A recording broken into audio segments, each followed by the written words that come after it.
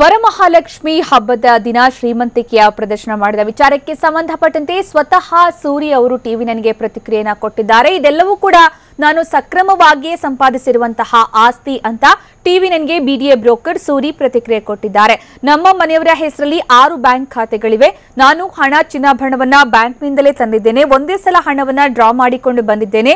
Draw ಮೊದಲು ಬ್ಯಾಂಕ್ಗೆ statement ಕೂಡ ಕೊಟ್ಟಿದ್ದೇನೆ. ಒಟ್ಟು 73 ಲಕ್ಷ ರೂಪಾಯಿ ಹಣ ಇಟ್ಟು ಪೂಜೆ ಮಾಡಿದ್ದೀವಿ. ನಮ್ಮ ಮನೆಯಲ್ಲಿ ಒಟ್ಟು 1.25 ಕೆಜಿ ಚಿನ್ನಾಭರಣ ಇದೆ. ಹಬ್ಬದ ಪೂಜೆಗಾಗಿ ನಾನು ಹಣವನ್ನ ಡ್ರಾ ಮಾಡಿ ತಂದಿದ್ದೆ ಅಂತ ಟಿವಿ ನನಗೆ ಬಿಡಿಎ ಬ್ರೋಕರ್ ಸೂರಿ ಪ್ರತಿಕ್ರಿಯೆ ಕೊಟ್ಟಿದ್ದಾರೆ. ಹಾಗೆ ನಾವು ಎಲ್ಲಾ ಹಬ್ಬವನ್ನ ಕೂಡ ತುಂಬಾ ಅದ್ದೂರಿಯಾಗಿ ಮಾಡ್ತೀವಿ. ಅದೇ ರೀತಿ ವರಮಹಾಲಕ್ಷ್ಮಿ ಹಬ್ಬವನ್ನ ಕೂಡ ಮಾಡಿದ್ದೀವಿ. ಜೊತೆಗೆ ಕಳೆದ 10 ವರ್ಷಗಳಿಂದ ಕೂಡ ಇದೇ ರೀತಿಯ ಸಂಪ್ರದಾಯವನ್ನ ಪಾಲಿಸಿಕೊಂಡು ಬಂದಿದ್ದೀವಿ. ನಾನೇನು ಕೆಟ್ಟದಾಗಿ ಲಕ್ಷ್ಮಿ ಪೂಜೆ ಮಾಡಿಲ್ಲ. ಹಣವನ್ನ ಇಟ್ಟು ಲಕ್ಷ್ಮಿ ಪೂಜೆ ಮಾಡಿರೋದು. ನಮಗೆ ಆಗದಿರೋರು ಯಾರೋ ಈ ರೀತಿ ಫೋಟೋವನ್ನ ವೈರಲ್ ಮಾಡಿದ್ದಾರೆ. ಇದಕ್ಕೆ ಸಂಬಂಧಪಟ್ಟಂತೆ ಸೈಬರ್ ಕ್ರೈಮ್ ಡಿಪಾರ್ಟ್ಮೆಂಟ್ಗೆ ದೂರನ್ನು ಕೂಡ ನೀಡ್ತೀನಿ ಅಂತ ಸೂರಿ ಹೇಳಿದ್ದಾರೆ. ವರಮಹಾಲಕ್ಷ್ಮಿ ಪೂಜೆಯ ವೇಳೆ ಶ್ರೀಮಂತಿಕೆ ಪ್ರದರ್ಶನಕ್ಕೆ ಸಂಬಂಧಪಟ್ಟಂತೆ ನಾನು ಪ್ರತಿ ವರ್ಷ 83 ಲಕ್ಷ ರೂಪಾಯಿ ತೆರಿಗೆಯನ್ನು ಪಾವತಿ ಮಾಡ್ತೀನಿ ಅಂತ ಟಿವಿ ನನಗೆ ಬ್ರೋಕರ್ ಸೂರಿ ಹೇಳಿದ್ದಾರೆ. ಜೊತೆಗೆ real estate, construction, architect, design ಸೇರಿದಂತೆ ನಾನು ವಿವಿಧ ಕೆಲಸಗಳನ್ನ ಮಾಡ್ತೀನಿ. ನಾನು ಬಿಡಿಎ ಬ್ರೋಕರ್ ಆಗಿ ಕೂಡ ಮುಂದುವರೆದಿದ್ದೀನಿ ಅಂತ ಟಿವಿ ನನಗೆ ಬ್ರೋಕರ್ ಸೂರಿ ಪ್ರತಿಕ್ರಿಯೆ ಕೊಟ್ಟಿದ್ದಾರೆ. ರಾತ್ರಿ 12 ಗಂಟೆಗೆ ಬಂದು ಕೇಳಿದ್ರು ಕೂಡ ನಾನು ಇದಕ್ಕೆ ಸಂಬಂಧಪಟ್ಟಂತಹ ದಾಖಲೆಯನ್ನ ಉತ್ತರವನ್ನ ಕೊಡ್ತೀನಿ ಅಂತ ಅವರು ಸ್ಪಷ್ಟವಾಗಿ ಹೇಳಿದ್ದಾರೆ. ಹಾಗೆ ಅವರ ಕುಟುಂಬದ ಬಗ್ಗೆ ಕೂಡ ಹೇಳ್ತಾ, ಅವರ ಕುಟುಂಬದಲ್ಲಿ 2 ಅಕ್ಕಂದಿರು, 2 ಭಾವಂದಿರು, ಅಪ್ಪ ಅಮ್ಮ ಎಲ್ಲ ಇದ್ದೀವಿ.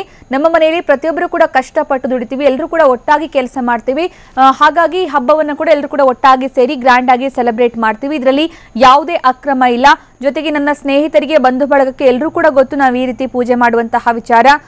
ಹಾಗಾಗಿ ಇದರಲ್ಲಿ ಯಾವುದೇ ಮುಚ್ಚುಮರೆ ಇಲ್ಲ ಅನ್ನುವಂತಹ ವಿಚಾರವನ್ನ ಹೇಳಿದ್ದಾರೆ. ಆದರೆ ಇಷ್ಟೊಂದು ಪ್ರಮಾಣದ ದುಡ್ಡನ್ನು ನೋಡಿದ ತಕ್ಷಣ ಯಾರಿಗಾದ್ರೂ ಸಹಜವಾಗಿ ಆಶ್ಚರ್ಯ ಆಗುತ್ತೆ.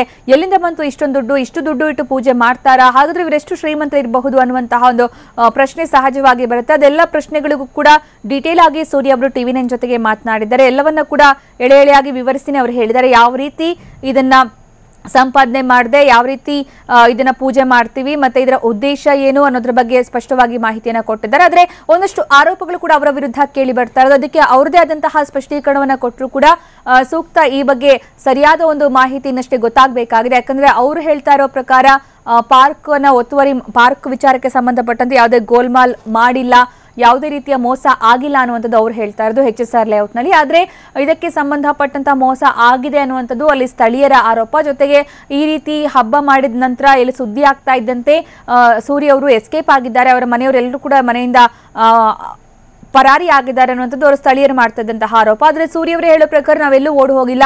ಈಗ ನಾನು ಮಾಧ್ಯಮ ಕೂಡ ಮಾತನಾಡ್ತಾ ಇದ್ದೀನಿ. ಯಾವುದೇ ಕ್ಷಣದಲ್ಲಿ ಯಾರೇ ಕೇಳಿದ್ರು ಕೂಡ ನಾನು ಉತ್ತರ ಕೊಡೋದಕ್ಕೆ ಸಿದ್ಧನಿದ್ದೀನಿ ಅನ್ನುವಂತಹ ಮಾತನ್ನ ಅವರು ಧೈರ್ಯವಾಗಿ ಹೇಳ್ತಾ ಇದ್ದಾರೆ. ಒಟ್ಟಾರೆ ಸೂರಿ ಖಜಾನೆ ಸಾಕಷ್ಟು ಸುದ್ದಿಯಾಗಿರೋದಂತೂ ನಿಜ. ವರಮಹಾಲಕ್ಷ್ಮಿ ಹಬ್ಬದ ಪೂಜೆಗೆ ಚಿನ್ನಾಭರಣ ಮತ್ತೆ ಹಣದ ರಾಶಿಯನ್ನ ಇಟ್ಟು ಪೂಜೆ ಮಾಡಿರೋದು, ಇಷ್ಟೊಂದು ಶ್ರೀಮಂತಿಕೆಯನ್ನ ಪ್ರದರ್ಶನ ಮಾಡುವಂತಹ ಅಗತ್ಯವಿತ್ತ ಅನ್ನೋದು ಒಂದಷ್ಟು ಜನರ ಮಾತಾದ್ರೆ, ಇನ್ನೊಂದಷ್ಟು ಜನರ ಪ್ರಕಾರ ಇದೆಲ್ಲವೂ ಕೂಡ ಸಕ್ರಮವಾಗಿರೋದಕ್ಕೆ ಸಾಧ್ಯನಾ ಅನ್ನುವಂತಹ ಒಂದು ಅನುಮಾನ ಕೂಡ. ಆದರೆ ಸೂರ್ಯ ಅವರು ಇದಕ್ಕೆ ಉತ್ತರವನ್ನ ಕೊಟ್ಟಿದ್ದಾರೆ. ಇದೆಲ್ಲವೂ ಕೂಡ ಸಕ್ರಮ, ಎಲ್ಲವೂ ಕೂಡ ನಾನು ಕಷ್ಟಪಟ್ಟು ಗಳಿಸಿರುವಂತಹ ಆದಾಯ. ಇದರಲ್ಲಿ ಯಾವುದೇ ಮೋಸ ಇಲ್ಲ, ಅಕ್ರಮ ಇಲ್ಲ. ಜೊತೆಗೆ ಇದ್ಯಾವುದು ಕೂಡ ಬೇನಾಮಿ ಹಣ ಕೂಡ ಅಲ್ಲ. ಎಲ್ಲದಕ್ಕೂ ಪ್ರತಿಯೊಂದಕ್ಕೂ ಕೂಡ ದಾಖಲೆ ಇದೆ. ಪ್ರತಿಯೊಂದು ರೂಪಾಯಿಗೂ ಕೂಡ ನಾನು ದಾಖಲೆಯನ್ನ ಕೊಡ್ತೀನಿ ಅನ್ನುವಂತಹ ಮಾತನ್ನ ಹೇಳಿದ್ದಾರೆ.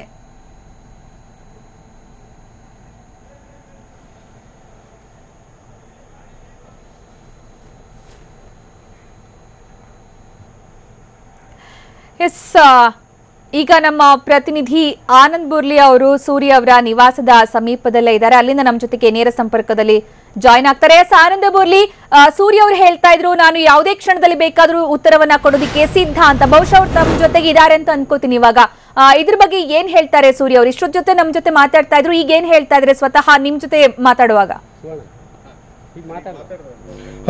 ಸುಕನ್ಯಾ ನಮ್ಮ ಜೊತೆಗೆ ಮಾತನಾಡಲಿಕ್ಕೆ ಸ್ವತಃ ಸೂರ್ಯ ಇದ್ದಾರೆ. ಅಂದ್ರೆ 73 ಲಕ್ಷ ರೂಪಾಯಿ ಕ್ಯಾಶ್ ಮತ್ತೆ 1 ಕೆಜಿ 120 ಗ್ರಾಮೋ ಅಥವಾ 12 ಗ್ರಾಮೋ ಚಿನ್ನವನ್ನ ಇಟ್ಟು ಪೂಜೆ ಮಾಡಿದೀನಿ ಅನ್ನುವಂತಹ ಮಾತುಗಳನ್ನ ಹೇಳ್ತಾ ಇದ್ರು. ಈ ಬಗ್ಗೆ ಮಾತನಾಡಲಿಕ್ಕೆ ಸ್ವತಃ ಸೂರ್ಯ ನಮ್ಮ ಜೊತೆಗಿದ್ದಾರೆ. ಇಷ್ಟೊತ್ತು ಮಾತನಾಡ್ತಾ ಇದ್ರಿ, ನಾನು ಕ್ಲಿಯರ್ ಆಗಿ ಒಂದೇ ಬ್ಯಾಂಕ್ ನಿಂದ 6 ಅಕೌಂಟ್ಗಳ ಮೂಲಕ ಡ್ರಾ ಮಾಡಿರೋ ಹಣ ಅಂತ. ಯಾಕೆ ಈ ಪೂಜೆ ಸಂದರ್ಭದಲ್ಲಿ ಇಷ್ಟೊಂದು ಅದ್ದೂರಿತನ ಅಂತ? ಪೂಜೆ ಸಂದರ್ಭ ಅಂದ್ರೆ ಕಷ್ಟಪಡ್ತೀವಿ, ಎಲ್ಲ ಮಾಡ್ತೀವಿ. ಇವತ್ತು ಪೂಜೆ ಮಾಡ್ತಿಲ್ಲ, ನಾನು 10 ವರ್ಷದಿಂದ ಪೂಜೆ ಮಾಡ್ತಾ ಇದ್ದೀನಿ. ನನ್ನ ಫ್ರೆಂಡ್ ಸರ್ಕಲ್ ಆಗಲಿ, ಫ್ಯಾಮಿಲಿ ಫ್ರೆಂಡ್ಸ್ ಆಗಲಿ, ಬಿಸ್ನೆಸ್ ಫೀಲ್ಡ್ ಆಗಲಿ, ಎಲ್ಲ ಜನಕ್ಕೂ ಗೊತ್ತು ನಾನು ಲಕ್ಷ್ಮೀ ಪೂಜೆ ಚೆನ್ನಾಗಿ ಮಾಡ್ತೀನಿ ಅಂತ. ಇವತ್ತು ನೆನ್ನೆ ಬಂದು ಮಾಡಿದಾರಲ್ಲ, ಇದೊಂದಲ್ಲ 10 ವರ್ಷದಿಂದ ನಾನು ಇದೇ ರೀತಿ ಮಾಡ್ತಾ ಇದ್ದೀನಿ. ಮುಂದಕ್ಕೂ ಎಲ್ಲ ಆಶೀರ್ವಾದ ಇದ್ರೆ ಮಾಡ್ತೀನಿ. ಅಲ್ಲ ಈಗ ಸೂರ್ಯ ಅವರೇ, 10 ವರ್ಷದಿಂದ ಮಾಡ್ತಾ ಇದ್ದೀರಾ, 10 ವರ್ಷ ಇಲ್ಲದೆ ಇರೋದು ಈಗ ಯಾಕೆ ವೈರಲ್ ಆಯ್ತು ಅಂತ? ಖಂಡಿತ ಗೊತ್ತಿಲ್ಲ. 10 ವರ್ಷ ಇವಾಗಾದ್ರೆ ಫೇಸ್ಬುಕ್ ಅಂತ ಇದೆ, ಅದಕ್ಕಿಂತ ಮೊದಲು ಆರ್ಕುಟ್ ಅಂತ ಇತ್ತು. ನಾನು ಕಾಲೇಜ್ ಟೈಮಲ್ಲಿ ಆರ್ಕುಟ್ ಟೈಮಲ್ಲೂ ನಾನು ಆರ್ಕುಟಲ್ಲಿ ನಾನೇ ಫೋಟೋಸ್ ಅಪ್ಲೋಡ್ ಮಾಡ್ತಿದ್ದೆ.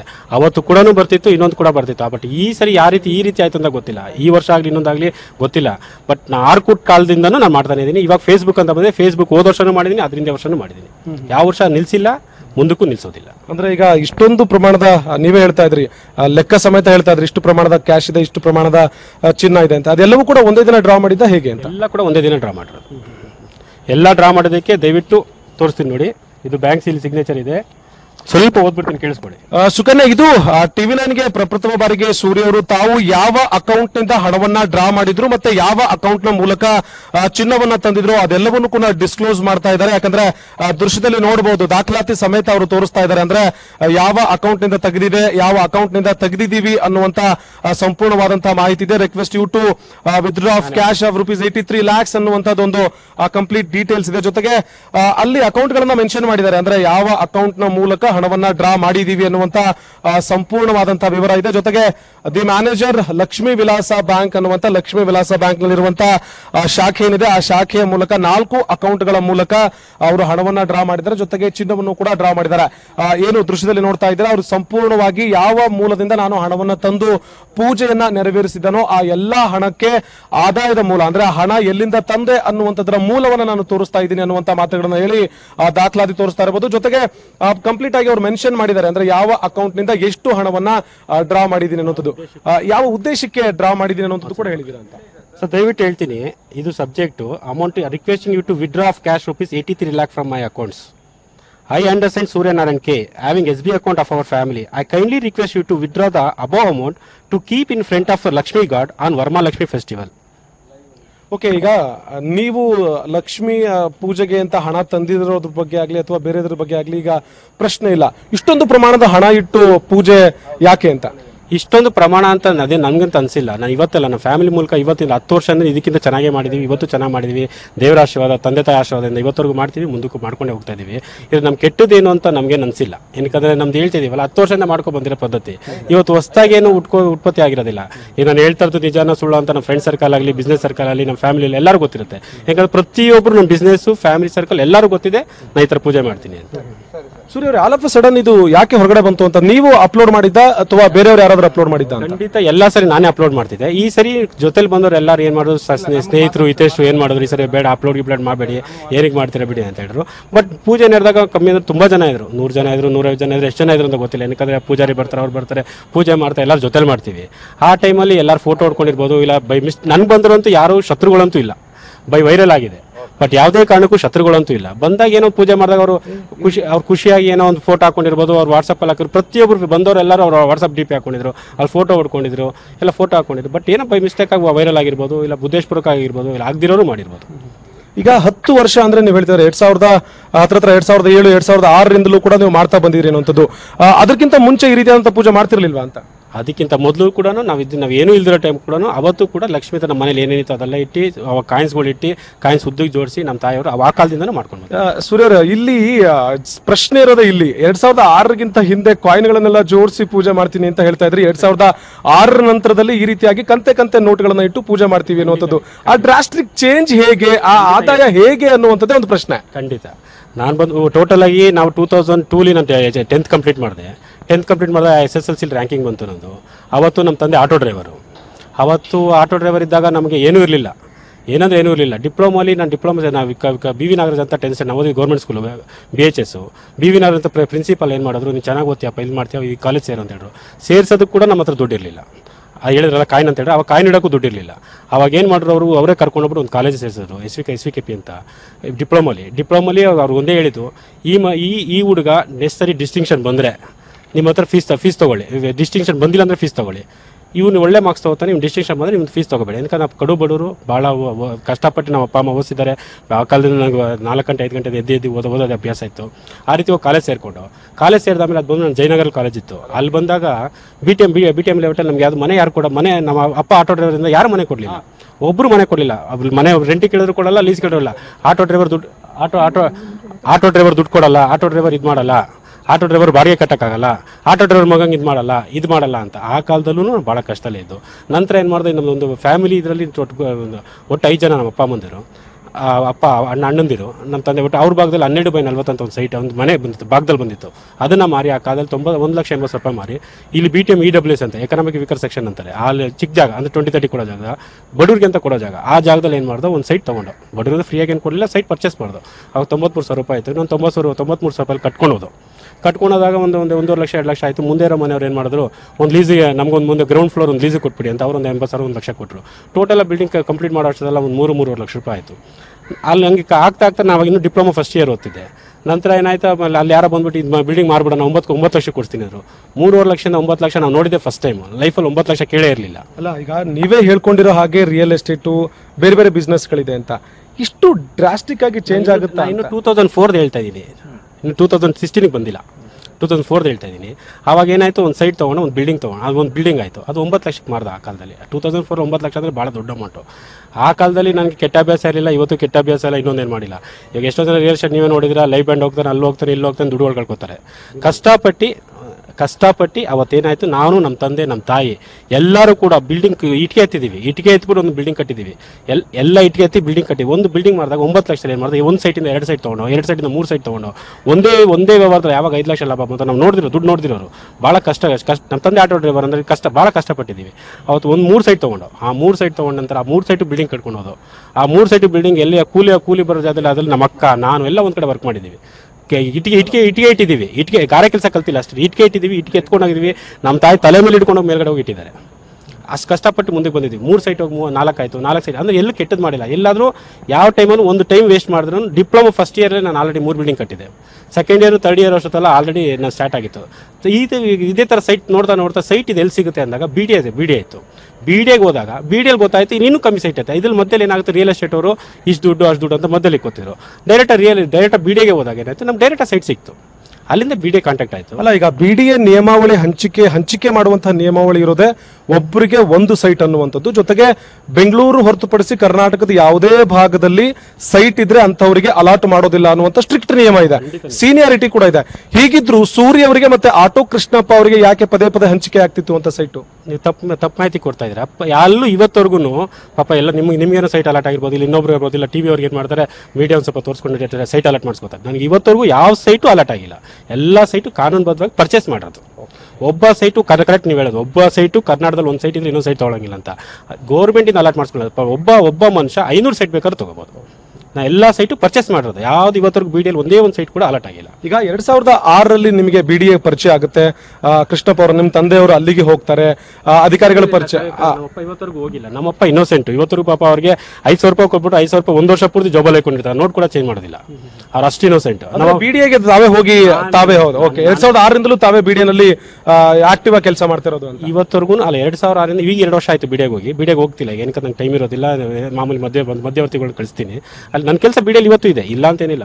ನನ್ನ ಕೆಲಸ ಬೇರೆಯವ್ರು ಮಾಡಬೇಕು. ಏನು ಅಂತ BDAನಲ್ಲಿ ನಿಮ್ಮ ಕೆಲಸ ಏನು ಅಂತ? ತಾವು ಸರ್ಕಾರಿ ನೌಕರರಲ್ಲ, ಅಥವಾ ಸರ್ಕಾರಿ ನೌಕರನ ಮಗ ಅಲ್ಲ, ಅಥವಾ ಬೇರೆ ಯಾವುದೇ ರಾಜಕೀಯ ವ್ಯಕ್ತಿಯ ಮಗ ಅಲ್ಲ, ಕೇವಲ ಒಬ್ಬ ಆಟೋ ಡ್ರೈವರ್ ಮಗ ಆಗಿ ನೀವು ಇಷ್ಟೆಲ್ಲ ಬೆಳೆದ ಮೇಲೆ BDAನಲ್ಲಿ ಹೇಗೆ ನಿಮ್ ಕೆಲಸ ಮಾಡ್ಕೊಡ್ತಾರೆ ಅಂತ ಅಧಿಕಾರಿಗಳು? ಖಂಡಿತ ಆಟೋ ಡ್ರೈವರ್ ಮಗ ಬ್ರೋಕರ್ ಆಗಬಾರ್ದಂತಿಲ್ಲ. ಬ್ರೋಕರ್ BDAಗೆ ಹೋಗಿದ್ರೆ ಇನ್ಯಾರು ಹೋಗಕ್ಕೆ. ಓಕೆ, ಬ್ರೋಕರ್ ಹೋಗ್ಲಿ ಅಂದ್ರೆ ಬ್ರೋಕರ್ ಕೆಲಸ ಅಂತ BDAನಲ್ಲಿ ಕೆಲಸ ಸೈಟ್ ತಗೊಳ್ಳೋದಿರುತ್ತೆ, ಪರ್ಚೇಸ್ ಮಾಡೋದಿರುತ್ತೆ, ಪರ್ಚೇಸ್ ಮಾಡಿ ಕನ್ಸ್ಟ್ರಕ್ಷನ್ ಮಾಡೋದಿರುತ್ತೆ, ಕನ್ಸ್ಟ್ರಕ್ಷನ್ ಮಾಡಿ ಸೇಲ್ ಮಾಡೋದಿರುತ್ತೆ. ಇದು ಸಾಯೋ ತನಕ ಇರುತ್ತೆ. ನಾನು ಸತ್ತ ಮೇಲೆ ನನ್ನ ಮಕ್ಕಳು ಕೂಡ ಮಾಡ್ಬೋದು, ಇಲ್ಲ ಇನ್ನೊಬ್ರು ಬೇಕಾದ್ರೂ ಮಾಡ್ಬೋದು. ಆದ್ರೆ BDA ಅಲಾಟ್ ಮಾಡಿರೋ ಯಾರಿಗೆ ಅಲಾಟ್ ಮಾಡಿದ್ದಾರೆ ಅಂತ ಸೈಟ್ ಗಳನ್ನ ಹುಡುಕಿ ತಾವು ಪರ್ಚೇಸ್ ಮಾಡ್ತಿದ್ರ ಅಂತ? ಖಂಡಿತ ಹುಡುಕ್ಬಿಟ್ಟು ಕಮ್ಮಿ ಸಿಕ್ಕಿದ್ರೆ ಇವತ್ತು ತಗೋತೀವಿ, ಮುಂದಕ್ಕೂ ತಗೋತೀವಿ. ಈಗ ಸೂರ್ಯ ಅವ್ರ ಜೊತೆಗೆ ಹಿಂದೆ ಇನ್ನೊಂದು ಹೆಸರಿದೆ, ಕಟ್ಟಿಂಗ್ ಸೂರಿ ಅಂತ. ಅಂದ್ರೆ ಕಾರ್ನರ್ ಸೈಟ್ ಗಳನ್ನ ಕಟ್ ಮಾಡಿ ಸೇಲ್ ಮಾಡ್ತಾರೆ ಸೂರಿ ಅಂತ. ಕಾರ್ನರ್ ಕಟ್ಟಿಂಗ್ ಸೂರಿ ಕಟ್ ಮಾಡೋಕ್ಕಾಗಲ್ಲ. ಸೂರಿ ಯಾವುದೇ ಕಾರಣಕ್ಕೂ ಕಾರ್ನರ್ ಕಟ್ಟಿಂಗ್ ಆಗಲಿ ಇನ್ನೊಂದು ಕಟ್ಟಿಂಗ್ ಮಾಡೋದಾಗಲಿ ಅರ್ಥ ಇಲ್ದಿರೋ ಮಾತು. ಅದು ಕಟ್ಟಿಂಗ್ ಏನೋ ಮಾಡೋದು BDA ಅವ್ರು ಮಾಡಬೇಕು, ಇಂಜಿನಿಯರ್ ಮಾಡಬೇಕು. AE ಇರ್ತಾರೆ, AEE ಇರ್ತಾರೆ, ಎಕ್ಸಿಕ್ಯೂಟಿವ್ ಇಂಜಿನಿಯರ್ ಇರ್ತಾರೆ, ಎಕ್ಸಿಕ್ಯೂಟಿವ್ ಆಮೇಲೆ ಚೀಫ್ ಇಂಜಿನಿಯರ್ ಇರ್ತಾರೆ, EO ಇರ್ತಾರೆ, EO4 ಇರ್ತಾರೆ. ಅಷ್ಟು ಜನಕ್ಕೂ ಸಿಗ್ನೇಚರ್ ಆಗ್ತಾರೆ. ಸೂರಿ ಹೇಳ್ಬಿಟ್ಟ ಅಂತ ಕಾರ್ನರ್ ಕಟ್ಟಿಂಗ್ ಮಾಡೋಕ್ಕೆ ಸಾಧ್ಯನೇ ಇಲ್ಲ. ಇದನ್ನು ಏನೇ ಇದ್ರು ಕೇಳಬೇಕು, ಕಾರ್ನರ್ ಕಟ್ಟಿಂಗ್ ಸೂರಿ ನಿಜನಾ, ಅವ್ರು ಹೇಳ್ದಾಗ ಯಾವ್ದಾರು ಕಟ್ ಮಾಡಿದ್ರಂತ EM ಚೀಫ್ ಇಂಜಿನಿಯರ್ ಅಂತ ಇರ್ತಾರೆ, ಅವ್ರಿಗೋಗಿ ಕೇಳಬೇಕು. ಈ ಥರ ಹೇಳ್ತಿದ್ದಾರೆ, ಸೂರ್ಯ ಅವ್ರು ಹೇಳಿದ್ದಾರೆ, ಈ ಥರ ನೀವು ಕಟ್ಟಿಂಗ್ ಮಾಡಿದ್ದೀರಾ ಅಂತ ಅವ್ರಿಗೆ ಕೇಳಬೇಕು. ಈ ಪ್ರಶ್ನೆ ಸೂರಿ ಕಾರ್ನರ್ ಕಟ್ಟಿಂಗ್ ಆಗಲಿ ಆಗಲಿ ಬಿ ಡಿ ಸೂರ್ಯ ಆಗಲಿ ಇನ್ನೊಂದಾಗಲಿ ಇದ್ದೇ ಇರುತ್ತೆ. ವ್ಯವಹಾರ ಮಾಡಿರ್ತಾರೆ ಹೊರತು ಯಾರೋ ಹೋಗ್ಬಿಟ್ಟು ಕಾನೂನು ಉಲ್ಲಂಘನೆ ಯಾರು ಮಾಡೋದಿಲ್ಲ ಅಧಿಕಾರಿ. ಈಗ ವಿಶ್ವೇಶ್ವರಯ್ಯ ಲೇಔಟ್ ಅಲ್ಲಿ ಇರುವಂತಹ ಕೆಲವೊಂದಷ್ಟು ಸೈಟ್ ಗಳನ್ನ ಆಲ್ಟರ್ನೇಟ್ ಸೈಟ್ ಹೆಸರಲ್ಲಿ ನೀವು HSR ಲೇಔಟ್ ಅಲ್ಲಿ ತಗೊಂಡು ಅದರಲ್ಲಿ ಅಪರಾಧ ಮಾಡಿ ಸೇಲ್ ಮಾಡಿದಿರಿ ಅನ್ನುವಂತ ಆರೋಪ ಇದೆ. ಪಾಪ ಆರೋಪ ಮಾಡೋರು ಅದನ್ನ ಬಂದು ತೋರಿಸ್ಬೇಕು. ವಿಶ್ವೇಶ್ವರ ಲೇಔಟ್ ಇಂದ HSR ತಗೊಂಡೋದಕ್ಕೆ ಒಂದು ದಾಖಲೆ ತರಬೇಕು. ದಾಖಲೆ ತಗೊಂಡೋದ್ರಲ್ಲಿ ಸೂರ್ಯ ಸಿಗ್ನೇಚರ್ ಇರಬೇಕು. ಸೂರ್ಯ ಸಿಗ್ನೇಚರ್ ತಗೊಂಡ್ರೆ ಪರ್ಚೇಸ್ ಮಾಡಿರ್ಬೇಕು. ಈಗ ಏನೇ ಮಾಡಿದ್ರು ಒಂದು ಕಾನೂನುಬದ್ಧವಾಗಿ ಅದನ್ನ ನಾನು ಪರ್ಚೇಸ್ ಮಾಡಬೇಕು. ವಿಶ್ವೇಶ್ವರ ಲೇಔಟ್ ಇಂದ HSR ಹಾಕೊಂಡು ತೋರಿಸಬೇಕು. HSR ಇಂದ ಸೂರ್ಯ ಆಗಲಿ ಸೂರ್ಯ ಫ್ಯಾಮಿಲಿ ಆಗಲಿ ಸೂರ್ಯ ರಿಲೇಟಿವ್ಸ್ ಆಗಲಿ ತಗೊಂಡಿರ್ಬೇಕು. ಆವಾಗ ಸೂರ್ಯ ರಿಲೇಟಿವ್ಸ್ ಬಂದಿರಲ್ಲ ಫ್ಯಾಮಿಲಿ ಯಾರು ತಗೊಂಡ್ರೆ ಅದಕ್ಕೆ ಲಿಂಕ್ ಇರುತ್ತೆ. ಈ ಸಂಬಂಧ ಇಲ್ದಿರೋ ವಿಚಾರ ವಿಶ್ವೇಶ್ವರ ಲೇಔಟ್ ಅಂತೆ ಅವ್ರೇನು ಪಾಪ BD ಕಮಿಷನರ್ ಆಗಲಿ ಇನ್ನೊಂದಾಗಲಿ ಯಾರು ಕಾನೂನು ಬಿಟ್ಟು ಮಾಡೋಕ್ಕಾಗತ್ತಾ?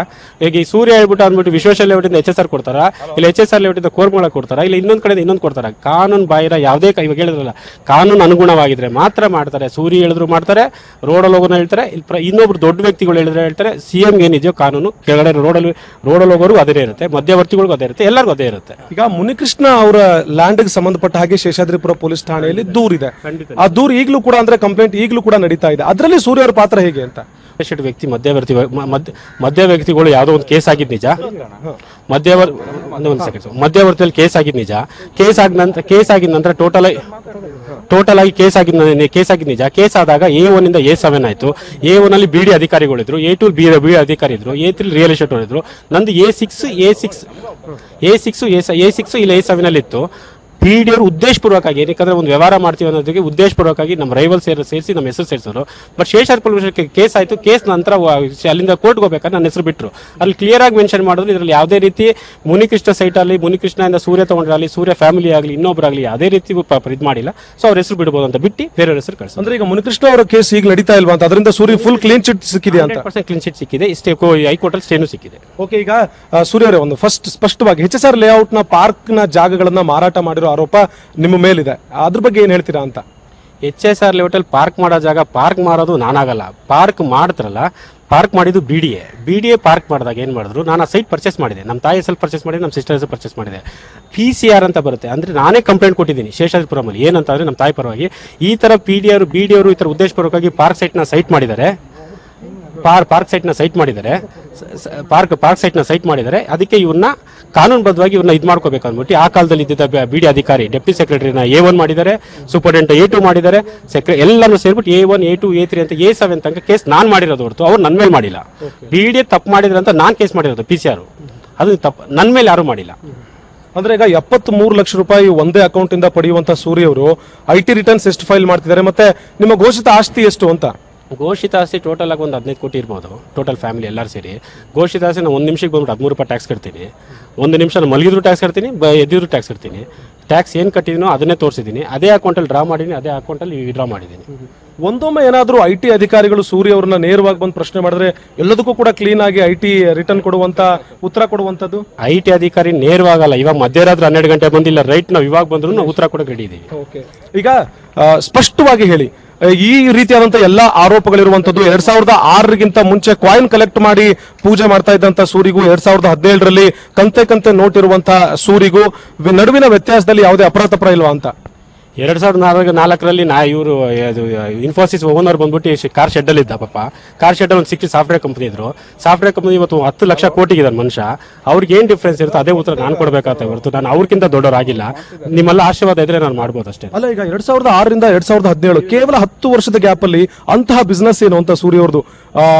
ಕಾಯಿನ್ ಇಂದ ಹಿಡಿದು 15 ಕೋಟಿ ಡಿಸ್ಕ್ಲೋಸ್ ಅಸೆಟ್ ಮಾಡುವಂತ ಬಿಸ್ನೆಸ್ ಯಾವುದು ಅಂತ? ಪ್ರತಿಯೊಂದು ರಿಯಲ್ ಎಸ್ಟೇಟ್ ಮಾಡಿದ್ವಿ. ರಿಯಲ್ ಎಸ್ಟೇಟ್ ಮಾಡಿದಾಗ ಕ್ಯಾಪಿಟಲ್ ಗೇನ್ ಬಂದಿದೆ. ಕ್ಯಾಪಿಟಲ್ ಬಂದಾಗ ಅದಕ್ಕೆ ಟ್ಯಾಕ್ಸ್ ಕಟ್ಟಿದೀವಿ. ಟ್ಯಾಕ್ಸ್ ಕಟ್ಕೊಂಡು ಇನ್ನು ಎಷ್ಟಾಗುತ್ತೋ ಇನ್ಕಮ್ ಟ್ಯಾಕ್ಸ್ ಕಟ್ಕೊಂಡೇ ಹೋಗ್ತಾ ಇದೀವಿ. ಏನಕ್ಕೆ ವೈಟ್ ಅಮೌಂಟ್ ಆಗಲಿ ಅಂತ ಉದ್ದೇಶ. ವೈಟ್ ಅಮೌಂಟ್ ಎಷ್ಟು ಜನರೇಟ್ ಆಗುತ್ತೋ ಅಷ್ಟು ಜನರೇಟ್ ಮಾಡಿ ವ್ಯವಹಾರ ಮಾಡ್ಕೊಂಡು ಟೈಮ್ ವೇಸ್ಟ್ ಮಾಡಿದ್ರೆ ರೋಡಲ್ಲಿ ಎಲ್ಲಿ ಸಿಗುತ್ತೋ ಅಲ್ಲಿ ಊಟ ಮಾಡ್ಕೊಂಡು 1 ನಿಮಿಷ ಟೈಮ್ ವೇಸ್ಟ್ ಆದ್ರೆ ಬೆಳಿಗ್ಗೆ ರಾತ್ರಿ 12 ಗಂಟೆ 2 ಗಂಟೆ ತನಕ ಆಫೀಸಲ್ಲಿ ಇದ್ಕೊಂಡು ಬೆಳಗಿನ ಜಾವ 4 ಗಂಟೆಗೆ ಇದ್ದೀವಿ ವ್ಯವಹಾರ ಮಾಡ್ಕೊಂಡು ಆ ಕಷ್ಟಪಟ್ಟರ ಕಾರಣಕ್ಕೆ ಈ ಲೆವೆಲ್ ಬಂದಿದೆ ಅಷ್ಟೇ. ಎಷ್ಟು ಇದೆ ಅಂತ ಒಟ್ಟು ಈ ಸೈಟ್ಗಳು ಎಷ್ಟಿದೆ ಅಂತ ಸೂರ್ಯ ಅವರ ಹೆಸರಲ್ಲಿ ಈಗ ಸದ್ಯ ನಡೀತಾ ಇರುವಂತಹ ಬಿಸ್ನೆಸ್ ಅಲ್ಲಿ ಎಷ್ಟು ಲೇಔಟ್ಗಳಿದೆ ಅಂತ ಸೂರ್ಯ ಅವ್ರದ್ದು? ನೀವೇ ದೊಡ್ಡವ್ರು ಮಾಡ್ತಾರೆ. ನಂತರ ಯಾವ ಹೆಸರು ಲೇಔಟ್ ಇಲ್ಲ. ಲೇಔಟ್ ಇದೆ, ಲೇಔಟ್ಗೆ ಹೋಗ್ಬಿಟ್ಟು ತೋರಿಸಿ ಸೂರ್ಯ ಲೇಔಟ್ ಅಂತ ಹೇಳಿದ್ರೆ ಸೂರ್ಯ ಲೇಔಟ್ ತೋರಿಸಿ, ಇನ್ನೊಂದು ಏನಾರು ಇದ್ರೂ ತೋರಿಸಿ, ಪರವಾಗಿಲ್ಲ. ನಂದೇನಿದೆ ಇಲ್ಲಿ ಏನಿದೆ HS ಒಂದು 4-5 ಸೈಟ್ ಇರ್ಬೋದು. ನಮ್ಮ ಅಪ್ಪ ಮುಂದೆ ಅಕ್ಕ ಬಂದು ಎಲ್ಲ ಸೈಟ್ 7-8 ಈ ಸದ್ಯ ಕಾಣಿಸ್ತಿದೆಯಲ್ಲ ಮನೆ, ಈ ಮನೆನ ಯಾವ ಇಯರ್ ಅಲ್ಲಿ ನೀವು ಕನ್ಸ್ಟ್ರಕ್ಟ್ ಮಾಡಿದ್ರಿ ಮತ್ತೆ ಈ ಮನೆನ ಯಾವಾಗ ಖರೀದಿ ಮಾಡಿದ್ರಿ ಅಂತ? 2006 ಇಂದ 7 ತನಕ ನಡೀತು. ಈಗ 2006 ಇಂದ 7 ತನಕ ಕನ್ಸ್ಟ್ರಕ್ಷನ್ ನಡೀತು. ಈಗ ರೀಸೆಂಟ್ ಆಗಿ 2015 ಅಲ್ಲಿ ಎಲ್ಲ ಮುಗಿದಿದೆ. ಓಕೆ, ಈಗ ನೀವೇ ಹೇಳಿದ ಹಾಗೆ ಡಿಸ್ಕ್ಲೋಸ್ಡ್ ಅಮೌಂಟ್ 15 ಕೋಟಿ ಅಂತ ಹೇಳ್ತಿದ್ದೀರಾ. ಬೇರೆ ಕಡೆ ಸೈಟ್ 15 ಕೋಟಿ ಅಂತ ಹೇಳಿಲ್ಲ, 15 ಕೋಟಿ ತನಕ ಇರಬಹುದು. ಬಟ್ ಇನ್ಕಮ್ ಟ್ಯಾಕ್ಸ್ ಅಲ್ಲಿ ಏನಿದೆ ಎಲ್ಲ ಕಾನೂನುಬದ್ಧವಾಗಿ ತೋರಿಸಿದೀವಿ. ಯಾವುದು ಇಲ್ಲಿ ಅನಾಮಧೇಯ ಆಗಲಿ, ಇಲ್ಲಿ ಇನ್ನೊಬ್ಬರಾಗಲಿ, ಇಲ್ಲ ಸೈಟ್ ಇನ್ನೊಬ್ಬರ ಹೆಸರಲ್ಲಿ, ನಮ್ಮ ಫ್ಯಾಮಿಲಿ ದೊಡ್ಡದು, ಒಬ್ಬರೊಬ್ಬರಿಗೆ 2 ಸೈಟ್ ಇಲ್ಲ. ಏನಿದೆ ಕಾನೂನುಬದ್ಧವಾಗಿ ಮಾಡಿದ್ದೀವಿ. ಹೌದಾ? ಈಗ ಫೈನಲ್ ಆಗಿ 2006ರಿಂದ 2017ರವರೆಗೂ, 2006ಕ್ಕಿಂತ ಮುಂಚೆ ಸೂರ್ಯ ಅಂದ್ರೆ ಯಾರು ಅಂತ ಗೊತ್ತಿರಲಿಲ್ಲ. BDA ಹೋದ್ಮೇಲೆ ಸೂರ್ಯ ಅಂದ್ರೆ ಏನು ಅಂತ ಗೊತ್ತಾಯ್ತು. ನೀವು ಬ್ರೋಕರ್ ಅಂತ ನೀವೇ ಹೇಳ್ತಾ ಇದ್ದೀರಾ. ನಿಮ್ಮ ಕೆಲಸನ ಮಾಡ್ಕೊಡೋ ಅಧಿಕಾರಿಗಳು ಜನಸಾಮಾನ್ಯರ ಕೆಲಸ ಯಾಕೆ ಮಾಡ್ಕೊಡಲ್ಲ ಅಂತ ತಪ್ಪು ತಿಳ್ಕೊಂಡಿದ್ದೀರಾ. ನಾನೊಬ್ಬ ಬ್ರೋಕರ್ ಕೆಲಸನೇ ಮಾಡ್ತಾರೆ ಅಂದ್ರೆ ಜನಸಾಮಾನ್ಯರು ಇನ್ನೂ ಚೆನ್ನಾಗಿ ಮಾಡ್ಕೊಡ್ತಾರೆ. ಬ್ರೋಕರ್ ಆದ್ರೆ ಪಾಪ ದುಡ್ಡು ಇಸ್ಕೊಂಡು ಮಾಡ್ಕೊಡ್ತಾರೆ. ಜನಸಾಮಾನ್ಯ ಹೋದ್ರೆ ಭಾಳ ಅಧಿಕಾರಿಗಳು ಭಾಳ ಆಟ್ಲಿ ಕೈಂಡೆಡ್ ಅಧಿಕಾರಿಗಳು 100% ಬ್ರೋಕರ್ ಬಿಟ್ಟು ಮಾಮೂಲಿ ಹೋದ್ರೂ ಮಾಡ್ಕೊಡ್ತಾರೆ. ಓಕೆ, ಈಗ ನೀವು BDA ಸದ್ಯ ಹೋಗ್ತಾ ಇಲ್ವಾ ಅಂತ? ಕ್ಯಾಮ್ರಾ BDA ನನ್ಗೆ ಗೊತ್ತಿರಂಗೆ BDA ಹುಡ್ತಾಗಿಂದ ಇದೆ. 2 ವರ್ಷದಿಂದ BDA ಕ್ಯಾಮ್ರಾ ನೋಡ್ಕೊಳ್ಳಿ, 2 ವರ್ಷದಿಂದ BDA ಒಳಗಡೆ ಕಾಲೇ ಇಟ್ಟಿಲ್ಲ. ಓಕೆ, ನಿಮ್ಮ ವ್ಯಾಪಾರ ವ್ಯವಹಾರ ಎಲ್ಲ ಹೇಗೆ ಅಂತ BDA ಜೊತೆಗೆ? ಅಂದ್ರೆ ಸೈಟ್ ಗಳನ್ನು ಖರೀದಿ ಮಾಡೋದು ಹೇಗೆ? ನಿಮ್ಮ ಸ್ಟೈಲ್ ಆಫ್ ಬಿಸ್ನೆಸ್ ಏನು ಅಂತ BDA ಜೊತೆಗೆ? ಮೊದಲೆಲ್ಲ ನಾವು BDA ಮಾಡ್ತಿದ್ದೆಲ್ಲ ನಿಜ. ಇವಾಗ BDA ಏನು ಮಾಡ್ತಿಲ್ಲ. ಯಾವ ಸೈಟ್ ಕಮ್ಮಿ ಸಿಗುತ್ತೋ ರೋಡಲ್ಲಿ ಆಚೆ ಕಡೆ ತಗೋತೀವಿ, ಆಚೆ ತಗೊಂಡು ಕನ್ಸ್ಟ್ರಕ್ಷನ್ ಮಾಡ್ತೀವಿ. ಅದೇನು ಕ್ಯಾಪಿಟಲ್ ಗನ್ ಬರುತ್ತೋ ಅಮೌಂಟ್ ಕಟ್ಕೊಂಡು ಹೋಗ್ತೀವಿ. ನೀವು ಮೂಲತಃ ಎಲ್ಲಿಯವರು ಅಂತ ಸೂರ್ಯ? ಒಂದು ಕನ್ಫ್ಯೂಷನ್ ಇದೆ. ಎಲ್ಲಿಯವರು ಸೂರ್ಯ ಅವರು? ಹೇಗೆ ಅವರ ತಂದೆ ಹೇಗೆ, ಅವರ ಫ್ಯಾಮಿಲಿ ಹೇಗೆ ಅಂತ ಹೇಳಿದ. ನಮ್ಮ ತಂದೆ ಆಟೋ ಡ್ರೈವರ್ ಇದ್ದಾಗ 10th ಸ್ಟ್ಯಾಂಡರ್ಡ್ ರ್ಯಾಂಕಿಂಗ್ ತಗೊಂಡೆ. ರ್ಯಾಂಕಿಂಗ್ ಆದ್ಮೇಲೆ ಡಿಪ್ಲೊಮಾ ಮಾಡಿದೆ. ಡಿಪ್ಲೊಮಾ ಮೇಲೆ ಇಂಜಿನಿಯರಿಂಗ್ ಮಾಡಿದೆ. ಇಂಜಿನಿಯರ್ ಆಮೇಲೆ MCS. ಮೂಲತಃ ನಮ್ಮ ತಾಯಿ ಬಂದ್ಬಿಟ್ಟು ಹಾಸನು, ನಮ್ಮ ತಂದೆ ಬಂದ್ಬಿಟ್ಟು ಬೆಂಗಳೂರು. ಎಷ್ಟು ವರ್ಷದಿಂದ ಬೆಂಗಳೂರಲ್ಲಿ ವಾಸವಾಗಿದ್ದೀರಾ? ಹುಡ್ತಾಗಿಂದ ಬೆಂಗಳೂರೇ. ನಾನು ಹುಡ್ತಾಗಿಂದ ಬೆಂಗಳೂರೇ. ಒಂದು ಆರೋಪ ಇದೆ, 2006ರಲ್ಲಿ ಒಬ್ರು ಸೆಕ್ರೆಟರಿ ಪರಿಚಯ ಆಗ್ತಾರೆ. ಆ ಸೆಕ್ರೆಟರಿ ಅವ್ರ ಮೂಲಕ ಈ ರೀತಿಯಾಗಿ ನೀವು ಸೈಟ್ ಗಳನ್ನ ಖರೀದಿ ಮಾಡೋದು ಮತ್ತೆ HSR ಲೇಔಟ್ ನಲ್ಲಿ ಬೇರೆ ಫೇಕ್ ಡಾಕ್ಯುಮೆಂಟ್ ಗಳನ್ನ ರೆಡಿ ಮಾಡಿ ಮಾರಾಟ ಮಾಡೋದು ಅನ್ನೋ ಆರೋಪ ಇದೆ. ಅದೆಲ್ಲ ಹೇಗೆ ಶುರು ಆಯ್ತು ಅಂತ? ಈಗ ಫೇಕ್ ಡಾಕ್ಯುಮೆಂಟ್ ಅಂತ ನೀವು ಹೇಳ್ತೀರಾ. ಫೇಕ್ ಡಾಕ್ಯುಮೆಂಟ್ ಬಂದ್ಬಿಟ್ಟು ನಾನು ಮುಂದೆ ತೋರಿಸಿದ್ರೆ ಇದು ನಾನು ಮಾಡಿದಿನೋ ಇಲ್ವೋ, ಇಲ್ಲ ನೀವು ಮಾಡಿದಿರೋ ಯಾರೋ ಅಂತ ಕೇಳ್ಬೋದು ಅಷ್ಟೇ. ಫೇಕ್ ಡಾಕ್ಯುಮೆಂಟ್ ನೀವು ಸೃಷ್ಟಿ ಮಾಡಿದಿರ ಅಂತ ಆಲ್ ಆಫ್ ಎ ಸಡನ್ ನಾನು ಕೇಳಿದ್ರೆ ಯಾರು ಇಲ್ಲ, ಎಲ್ಲರೂ ಇಲ್ಲ ಅಂತ ಹೇಳ್ತಾರೆ. ಯಾವ ರೀತಿ ತೋರಿಸಬೇಕು? ನಾನು ಹೆಂಗೆ ಕಾನೂನುಬದ್ಧವಾಗಿ ತೋರಿಸ್ತಾ ಇದ್ದೀನಿ. ಗೋಲ್ಡ್ ಏನಿದೆ ತೋರಿಸ್ತಾ ಇದ್ದೀನಿ, ಅಮೌಂಟ್ ಡ್ರಾ ಮಾಡಿದ್ದೀನಿ, ಇದೆಲ್ಲ ಏನು ತೋರಿಸಿದ್ರೆ ಇದು ಕಾನೂನುಬದ್ಧವಾಗಿರುತ್ತೆ. ಅದು ಬಿಟ್ಬಿಟ್ಟು ಫೇಕ್ ಮಾಡಿ ಆಗ್ದಿರೋರು ಇಡ್ತಾರೆ. ಇವಾಗ ಒಬ್ಬ ಮನುಷ್ಯನ ಕಾಲಿಳಿಯೋಕೆ ತುಂಬಾ ಜನ ಪಾಪ. ಅದು ಈ ಕಾಲದಲ್ಲಂತೂ ಒಬ್ಬ ಮುಂದೆ ಬರ್ತಾನೆ ಅಂದ್ರೆ ಭಾಳ ಜನ ಇದ್ದಾರೆ ಕಾಲಿಳಿಯೋದಕ್ಕೆ. ಅದನ್ನೇ ನೀವು ಒಬ್ಬ ಮನುಷ್ಯ ಹೋಗ್ತಾ ಇದ್ದಾನೆ ಅಂದ್ರೆ ಮೇಲೆ ಕೆತ್ತಬೇಕು ಅಷ್ಟೇ ಹೊರತು, ಈಗ ಯಾರೋ ದೇಶದಲ್ಲಿ ಎಲ್ಲ ದುಬೈಲಿ ಇರ್ತಾರೆ, ಅವ್ನು ಬಂದು ಬಿಲ್ಡಿಂಗ್ ಕಟ್ತಾನೆ, ಅವ್ನು ಹೋಗ್ಬಿಟ್ಟು ಒಬ್ಬ ಕೆಲಸ ಮಾಡ್ತಾರೆ ಕನ್ನಡದವರು. ಈ ಕನ್ನಡ ಪೂಜೆ ಮಾಡಿದಿಷ್ಟು ಕಷ್ಟ ಅಂತ ಹೇಳಲ್ಲ. ಈಗ ಪೂಜೆ ಮಾಡಿರೋದು ಕಷ್ಟ ಅಲ್ಲ, ಪೂಜೆ ಮಾಡಿಸಿರೋದು ಕಷ್ಟ ಅಲ್ಲ. ನೀವು ಸಂಪ್ರದಾಯಬದ್ಧವಾಗಿ ಪೂಜೆ ಮಾಡಿ ಬೇಡ ಅಂತ ಹೇಳೋದಿಲ್ಲ. ಆದ್ರೆ ನೀವು ಇಟ್ಟಿರುವಂತಹ ಹಣ ಮತ್ತೆ ಅವೆಲ್ಲವೂ ಕೂಡ ಒಂದಷ್ಟು ಅನುಮಾನಗಳಿಗೆ ಕಾರಣ ಆಗುತ್ತೆ. ಎಲ್ಲಿಂದ ಬಂತು ಆದಾಯದ ಮೂಲ? ಖಂಡಿತ ಬೆಳಗ್ಗೆಯಿಂದ ಎಲ್ಲರಿಗೂ ಉತ್ತರ ಇದೇನೆ ಕೊಡ್ತಾ ಇದೀನಿ. ಈ ಮುಂದಕ್ಕೆ ಬಂದ್ರೆ ಉತ್ತರ ಕೊಡ್ತೀನಿ. ಇನ್ನು 10 ವರ್ಷ ಬಿಟ್ಕೊಂಡು ಬಂದ್ರೆ ಇದೇ ಒಳ್ಳೆ ಇರುತ್ತೆ. ಸುಳ್ಳು ಐಡೆಂಟಿಟಿ ಅವಶ್ಯಕತೆ ಇಲ್ದಿರೋದು. BDA ಬ್ರೋಕರ್, ಈಗ BDA ಬ್ರೋಕರ್ ಅನ್ನುವಂಥದ್ದು ಡೆಸಿಗ್ನೇಷನ್ ಅಲ್ಲ, ಅದು ಹೇಗೆ ಅಂತ? ಅಲ್ಲ, BDA ಬ್ರೋಕರ್ ಡೆಸಿಗ್ನೇಷನ್ ಅಲ್ಲ. ನಾನು ಬ್ಯಾಂಗ್ಳೂರ್ ಅಸೆಟ್ಸ್ ಅಂತ ರಿಯಲ್ ಎಸ್ಟೇಟ್ ಅಂತಾನೆ ತಗೊಂಡಿದ್ದೀನಿ. ಬ್ಯಾಂಗ್ಳೂರ್ ಅಸೆಟ್ಸ್ ಅಂತ ರಿಯಲ್ ಎಸ್ಟೇಟ್ ಅಂತಾನೆ ತಗೊಂಡಿದ್ದೀನಿ. ರಿಯಲ್ ಎಸ್ಟೇಟ್ ಅಂತಾನೆ ಕಾಪಿ ತಗೊಂಡಿದ್ದೀನಿ. ರಿಯಲ್ ಎಸ್ಟೇಟ್ ಮಾಡ್ತೀನಿ ಅಂತಾನೆ ಕಾಪಿ ತಗೊಂಡು. ಅದೇನು BDA ಹೋಗುವಂತವ್ರು ಪ್ರೈವೇಟ್ ಬಿಲ್ಡರ್ಗಳು, ಜೊತೆಗೆ BDA ಹೋಗುವಂತವ್ರು ಬೇರೆ ಲೇಔಟ್ಗಳ ಓನರ್ಗಳು. ನೀವು BDA ಏನ್ ಮಾಡ್ತಾ ಇದ್ರಿ ಅಂತ? ಹಲೋ ಹೇಳಿ. ಈಗ BDA ಲೇಔಟ್ ಗಳನ್ನ ಅಪ್ರೂವಲ್ ಮಾಡ್ತಾ, ನೀವು BDA ಲೇಔಟ್ ಗಳನ್ನ ಮಾಡ್ತಾ ಇದ್ರಾ ಅಥವಾ BDA ಲೇಔಟ್ ಅಪ್ರೂವಲ್ ಹೋಗ್ತಾ ಇದ್ರಾ ಅಂತ? ನೀವು ಹಂಗಾರೆ ಮೀಡಿಯಾಗೆ ಅಷ್ಟು ಕಾನೂನುಬದ್ಧವಾಗಿ ಗೊತ್ತಿಲ್ಲ ಅನ್ಸುತ್ತೆ. BDA ಯಾರು ದುಡ್ಡಿಟ್ಟಿರೋ ಅಂದ್ರೆ ಲೇಔಟ್ ಮಾಡೋರು, ಇಲ್ಲ ಕನ್ಸ್ಟ್ರಕ್ಷನ್ ಮಾಡೋರು, ಇಲ್ಲ ದೊಡ್ಡ ಕಂಪನಿ ಅವರು, ಇಲ್ಲ ದೊಡ್ಡ ಪ್ರೆಸ್ಟೀಜ್ ಅಂತವ್ರು ಯಾರು BDA ಒಳಗಡೆ ಬರಲ್ಲ. ಅವರೆಲ್ಲ ಬರೋರು ಏನಂದ್ರೆ ಅದೆಲ್ಲ ಮಾಡೋದು ಆಚೆ ಕಡೆ ಲ್ಯಾಂಡ್ ಕಾರ್ಪೊರೇಷನ್ ಹೋಗುತ್ತೆ. BDA ಬರೋರು ಎಲ್ಲರೂ ಬ್ರೋಕರ್ಗಳೇ. ಕಾನೂನು ಗೊತ್ತಿಲ್ಲ ಅಂತ ಹೇಳ್ತಾ ಇದೀರಿ. BDA ನೀವು ಲೇಔಟ್ ನ ಪರವಾನಗಿ ತಗೋಬೇಕು ಅಂದ್ರೆ BDA ನೀವು ಹೋಗ್ಲೇಬೇಕು, ಲೇಔಟ್ ಪರವಾನಗಿ ತಗೊಳ್ಳೇಬೇಕು.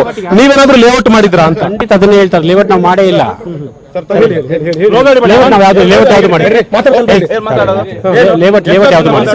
ಲೇಔಟ್ ಯಾವ್ದು ಮಾಡಿಲ್ಲ. ಈಗ ಸೈಟ್ ಗಳನ್ನ ಯಾವ ರೀತಿಯಾಗಿ ಖರೀದಿ ಮಾಡ್ತಾ ಇದ್ರಿ ಅಂತ? ಆಚೆ ಕಡೆ ಅಲರ್ಟ್ ಮಾಡ್ತಾರೆ. ಆಚೆ ಕಡೆ ಅಲರ್ಟ್ ಮಾಡ್ತಾರೆ. ಒಬ್ಬ ಕಾನೂನುಬದ್ಧವಾಗಿ ಅಲರ್ಟ್ ಮಾಡ್ತಾರೆ. ಕಾನೂನುಬದ್ಧವಾಗಿ ಅಲರ್ಟ್ ಮಾಡ್ತಾರೆ. ಅಲರ್ಟ್ ಮಾಡಿದ್ರೆ ಕಾನೂನುಬದ್ಧವಾಗಿ ಕರೆಕ್ಟ್ ಆಗಿದ್ರೆ ಲೀಗಲ್ ತಗೊಂಡು ಅಡ್ವೊಕೇಟ್ ಲೀಗಲ್ ತಗೊಂಡು ಅದನ್ನ ಪರ್ಚೇಸ್ ಮಾಡ್ತೀವಿ. ಬೇರೆಯವ್ರಿಗೆ ಅಲರ್ಟ್ ಆಗಿರೋ ಸೈಟ್ ಗಳನ್ನ ಸೂರಿ ಖರೀದಿ ಮಾಡ್ತಾ ಇದ್ರು. ಖಂಡಿತ. ಹೇಗೆಲ್ಲ ಖರೀದಿ ಮಾಡ್ತಿದ್ರಿ ಅಂತ?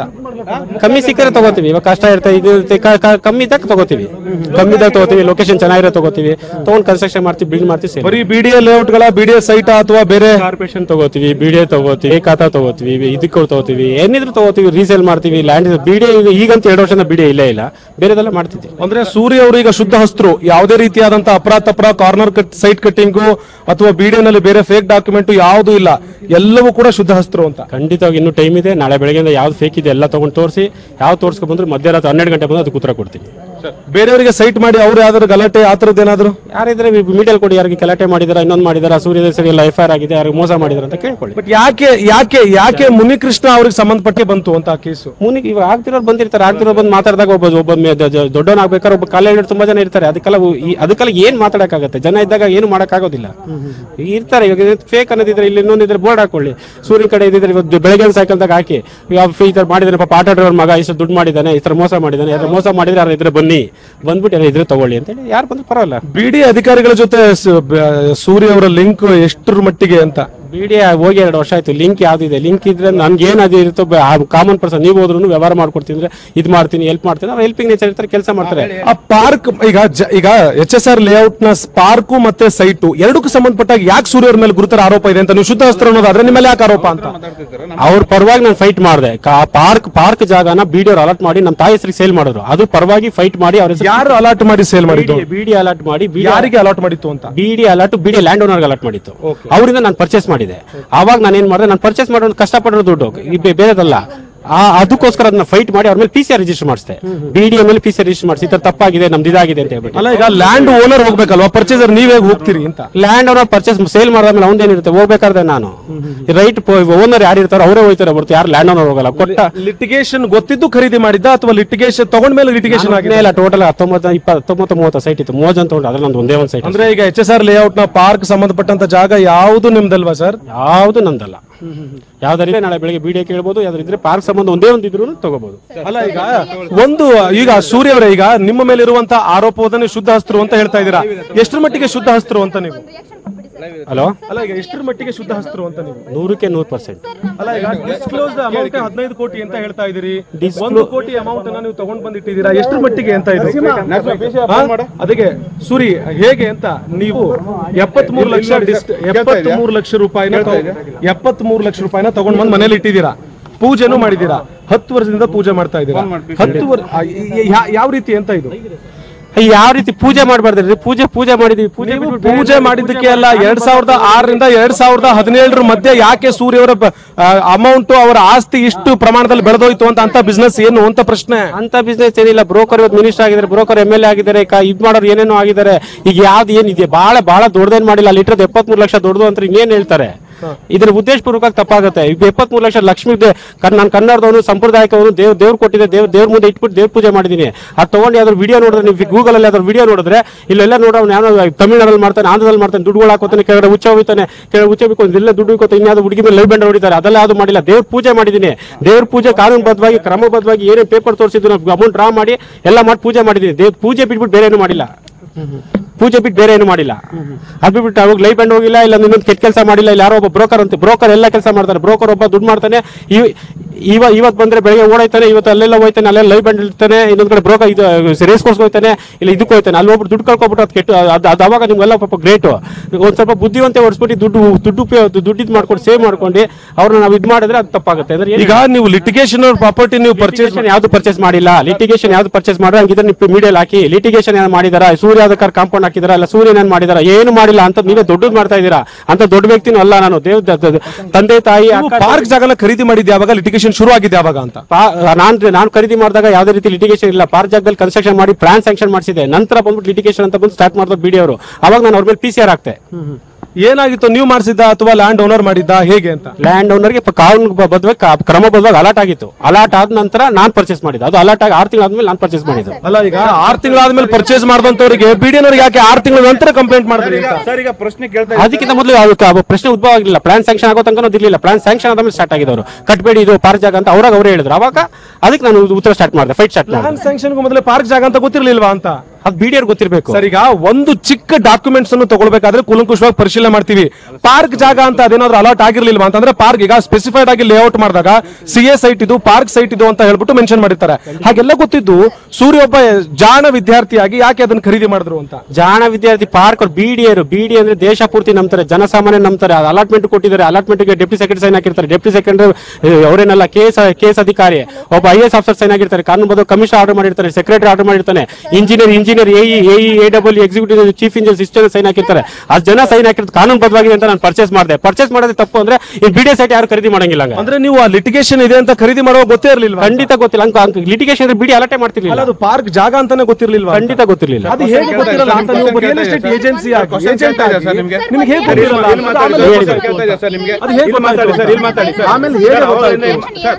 ಅದು ಹೇಗೆ ಗೊತ್ತಾಯ್ತು ನಿಮಗೆ ಲಿಟಿಗೇಷನ್ ಪ್ರಾಪರ್ಟಿ ಅಂತ ಹೇಗೆ ಗೊತ್ತಾಯ್ತು? ಹೇಳದೇ ಕೊಡ್ತಿಲ್ಲ ಯಾರು. ನೀವು 10 ನಿಮಿಷ ಬಿಟ್ಟು ಮಾತಾಡಿ. ಲಿಟಿಗೇಷನ್ ಪ್ರಾಪರ್ಟಿ ಅನ್ನೋದು ಹೇಗೆ ಗೊತ್ತಾಯ್ತು? ಬಿಡಿ ಅವರು ನನಗೆ ಲೆಟರ್ ಕೊಟ್ಟರು. ಹೇಗೆ ಏನ್ ಲೆಟರ್ ಕೊಟ್ಟರು? ಈ ತರ ಈ ಸೈಟ್ ಅಲ್ಲಿ ಈ ತರ ಪಾರ್ಕ್ ಬರ್ತಾ ಇದೆ, ಬೇರೆ ಸೈಟ್ ಕೊಡ್ತೀವಿ ನಾವು, ಈ ಸೈಟ್ ಬದಲಾಗಿ ಬೇರೆ ಸೈಟ್ ಕೊಡ್ತೀವಿ ಅಂದ್ರೆ ಅವಾಗ ಗೊತ್ತಾಯ್ತು. ಅಲ್ಲ, ಬಿಡಿಎನೇ ಸೈಟ್ ನಿಮಗೆ ಪಾರ್ಕ್ ಇದೆ ಅಂತ ಹೇಳ್ಬಿಟ್ಟು ಖರೀದಿ ಮಾಡಿದ್ರಿ ಸೂರ್ಯ ಅವರೇ? ಅಲ್ಲ ರೀ, ನಿಮ್ಗೆ ಅರ್ಥ ಆಗ್ತಿದ್ಯಾ? ನಾನ್ ಖರೀದಿ ಮಾಡಿದಾಗ ಅದೆಲ್ಲ ಕೊಟ್ಟಿರ್ಲಿಲ್ಲ. ಪ್ಲಾನ್ ಸ್ಯಾಂಕ್ಷನ್ ಆಗ್ಬೇಕು, ಪಾರ್ಕ್ ಬರುತ್ತೆ ಅಂತ ಗೊತ್ತಿರ್ಲಿಲ್ಲ. ಪಾರ್ಕ್ ಎಲ್ಲ ಬಂದ ಮೇಲೆ ನಂತರ ನಾನು ಕನ್ಸ್ಟ್ರಕ್ಷನ್ ಮಾಡಕ್ ಸ್ಟಾರ್ಟ್ ಆದಾಗ ಬಿಡಿ ಅವ್ರು ಹೇಳಿದ್ರು, ದಯವಿಟ್ಟು ಸರ್ ಇದು ಕೈ ಮುಗಿತೀನಿ, ಏನು ಮಾಡಬೇಡಿ, ನಿಮ್ಗೆ ಆಲ್ಟರ್ನೇಟ್ ಕೊಡ್ತೀವಿ ಅಂತ. ಕೈಗೋ ಕಾಲ್ಗೋ ಬಿದ್ದಿಕ್ಕ ನಂಗೆ ಆಲ್ಟರ್ನೇಟ್ ಸೈಟ್ ಕೊಟ್ಟರು. ಅಂದ್ರೆ ಈಗ ಸೂರ್ಯ 100% ಶುದ್ಧ ಹಸ್ತರು. ಖಂಡಿತ ನಿಜ. ಓಕೆ, ಇದು ಸೂರ್ಯ ಅವರ ರಿಯಾಕ್ಷನ್. ನಾನು 100% ಶುದ್ಧ ಹಸ್ತ, ನಾನು ಯಾವುದೇ ರೀತಿಯಾದಂತ ಅಪರಾಧಗಳನ್ನ ಮಾಡಿಲ್ಲ, ಮತ್ತೆ ಫೇಕ್ ಡಾಕ್ಯುಮೆಂಟ್ ಗಳನ್ನು ಕೂಡ ನಿರ್ಮಾಣ ಮಾಡಿಲ್ಲ. ನನ್ನ ಹೆಸರಿಗೆ ಅಂದ್ರೆ ಬೇರೆಯವರ ಹೆಸರಿಗೆ ಅಲಾಟ್ ಆಗಿರುವಂತಹ ಸೈಟ್ ಗಳನ್ನ ಪರ್ಚೇಸ್ ಮಾಡಿ ಅವುಗಳ ಮೂಲಕ ಮನೆಯನ್ನ ಕಟ್ಟಿ ಪೈಸೆ ಟು ಪೈಸೆಯನ್ನ ಕಲೆಕ್ಟ್ ಮಾಡಿ ನಾನು ಈ ಮಟ್ಟಕ್ಕೆ ಬಂದಿದ್ದೀನಿ. ಡಿಸ್ಕ್ಲೋಸ್ ಮಾಡಿರುವಂತಹ ಅಮೌಂಟೇ 15 ಕೋಟಿ ಇದೆ, ಜೊತೆಗೆ ಬೇರೆ ಬೇರೆ ಜಾಗದಲ್ಲಿ ಸೈಟ್ಗಳಿದೆ ಅನ್ನುವಂತಹ ಮಾತುಗಳನ್ನ ಹೇಳ್ತಾ ಇದ್ದಾರೆ. ಜೊತೆಗೆ ಒಂದೊಮ್ಮೆ ಏನಾದ್ರೂ IT ಅಧಿಕಾರಿಗಳು ನನ್ನ ಮೇಲೆ ದಾಳಿಯನ್ನ ಮಾಡಿದಂತ ಸಂದರ್ಭದಲ್ಲಿ ಅಥವಾ ನನಗೆ ಈ ಅಮೌಂಟ್ ನ ಮೂಲ ಎಲ್ಲಿ ಅಂತ ಪ್ರಶ್ನೆ ಮಾಡಿದ್ರೆ ರಾತ್ರಿ ಎದ್ದು ಕೂತು ಬೇಕಿದ್ರು ನಾನು ಅದಕ್ಕೆ ಲೆಕ್ಕವನ್ನ ಕೊಡ್ತೀನಿ. ಪ್ರತಿ ನಿಮಿಷಕ್ಕೂ ತೆರಿಗೆ ಕಟ್ಟುವಂತ ನನ್ನಂತ ವ್ಯಕ್ತಿ ಯಾವುದೇ ಕಾರಣಕ್ಕೂ ಹೆದರುವಂತ ಅವಶ್ಯಕತೆ ಇಲ್ಲ ಅನ್ನುವಂತ ಮಾತುಗಳನ್ನ ಸೂರಿ ಹೇಳ್ತಾ ಇದ್ದಾರೆ. ಸುಕನ್ಯಾ, ಎಸ್ ಆನಂದ್ ಬೋರ್ಲಿ, ಈಗ ತಾವು ಅವ್ರ ನಿವಾಸದ ಎದುರುಗಡೆ ಇದ್ದೀರಿ. ಈಗ ಸೂರಿ ಅವರು ಈ ಪೂಜೆ ಮಾಡಿದ ಮಾರನೇ ದಿವಸ ಎಸ್ಕೇಪ್ ಆಗಿದ್ರು, ಪರಾರಿ ಆಗಿದ್ರು. ಯಾಕಂದ್ರೆ ಇದು ಏನಾದ್ರು ನನ್ನ ಕುತ್ತಿಗೆಗೆ ಬರಬಹುದು ಅನ್ನುವಂತಹ ವಿಚಾರವಾಗಿ ಅವರು ಪರಾರಿ ಆಗೋದಕ್ಕೆ ಪ್ಲಾನ್ ಮಾಡಿದ್ರು ಅಂತ ಸ್ಥಳೀಯರು ಆರೋಪ ಮಾಡ್ತಾ ಇದ್ದಾರೆ. ಇದು ನಿಜಾನಾ ಹಾಗಾದ್ರೆ? ಸುಕನ್ಯಾ, ಇಲ್ಲಿರುವಂತಹ ಕೆಲವೊಂದಷ್ಟು ಜನರನ್ನ ಕೇಳಿದ ನಂತರದಲ್ಲಿ, ಅಂದ್ರೆ ಸೋಷಿಯಲ್ ಮೀಡಿಯಾದಲ್ಲಿ ಈ ಫೋಟೋಸ್ಗಳೇನೋ ಅಪ್ಲೋಡ್ ಆದ ನಂತರದಲ್ಲಿ ಎಲ್ಲೋ ಒಂದು ಕಡೆ ಬ್ಯಾಕ್ ಫೈರ್ ಆಗಬಹುದು ಅನ್ನುವಂತ ನಿರೀಕ್ಷೆ ಇಟ್ಕೊಂಡಿರುವಂತಹ ಸೂರ್ಯ ಅವರು ಇಲ್ಲಿಂದ ಹೋಗಿರಬಹುದು ಅನ್ನುವಂತ ಮಾತುಗಳನ್ನ ಸ್ಥಳೀಯರು ಹೇಳ್ತಾ ಇದ್ರು. ಜೊತೆಗೆ ಅವರ ಮನೆಯಲ್ಲಿ ಅಷ್ಟೇನು ಜನ ವಾಸ ಇಲ್ಲ, ಕೇವಲ ಸೂರ್ಯರು ಒಬ್ಬರೇ ಓಡಾಡ್ತಾ ಇದ್ದಾರೆ ಅನ್ನುವಂತ ಮಾತುಗಳನ್ನು ಕೂಡ ಹೇಳಿದ್ರು. ಅಷ್ಟೇ ಅಲ್ಲದೆ ಅಲ್ಲಿ ಏನು ಅಮೌಂಟ್ ಅನ್ನ ಪೇರಿಸಿಟ್ಟಿದ್ರು ಅವೆಲ್ಲವನ್ನು ಕೂಡ ಬ್ಯಾಂಕಿಗೆ ಹಾಕಿದ್ದೀನಿ ಅನ್ನುವಂತ ಮಾತುಗಳನ್ನು ವಾಪಸ್ ಹೇಳ್ತಾ ಇದ್ದಾರೆ. ಈ ಪ್ರಶ್ನೆನ ನಾವು ಸೂರ್ಯ ಅವರಿಗೆ ಕೇಳಿದ್ವಿ, ಅಂದ್ರೆ ನೀವು ನಿವಾಸದಲ್ಲಿ ಇರಲಿಲ್ಲ, ನೀವು ಹೊರಗಡೆ ಹೋಗಿದ್ರಿ, ಮತ್ತೆ ನೀವು ಇಲ್ಲಿಂದ ಪರಾರಿ ಆಗಿದ್ರ ಅನ್ನುವಂಥದ್ದು. ಆದ್ರೆ ಎಲ್ಲದಕ್ಕೂ ಕೂಡ ಕೂಲಾಗಿ ಉತ್ತರ ಕೊಟ್ಟಿದ್ದಾರೆ. ನಾನು ಎಲ್ಲೂ ಕೂಡ ಹೋಗಿಲ್ಲ, ಹೊರಗಡೆ ಹೋಗಿದ್ದೆ, ನಮ್ಮ ಮನೆಯವರೆಲ್ಲರೂ ಬೇರೆ ಕೆಲಸದ ನಿಮಿತ್ತ ಬೇರೆ ಭಾಗಕ್ಕೆ ಹೋಗಿದ್ರು. ಆದ್ರೆ ನಾನು ಮನೆಗೆ ಸದ್ಯ ವಾಪಸ್ ಆಗಿದ್ದು, ಎಲ್ಲೂ ಹೋಗುವಂತ ಪ್ರಶ್ನೆ ಇಲ್ಲ. ಎಲ್ಲದಕ್ಕೂ ಕೂಡ ನನ್ನ ಹತ್ರ ಲೆಕ್ಕ ಇದೆ. ಒಬ್ಬ ಬ್ರೋಕರ್ ಮಿನಿಸ್ಟರ್ ಆಗಿದ್ದಾರೆ, ಒಬ್ಬ ಬ್ರೋಕರ್ ಶಾಸಕ ಆಗಿದ್ದಾರೆ, ನನ್ನಂತ ಒಬ್ಬ ಬ್ರೋಕರ್ ಇಷ್ಟು ಹಣ ಇಟ್ಟು ಪೂಜೆ ಮಾಡಬಾರ್ದ ಅನ್ನುವಂತ ಪ್ರಶ್ನೆಯನ್ನ ಕೇಳ್ತಾ ಇದ್ದಾರೆ ಸುಕನ್ಯಾ.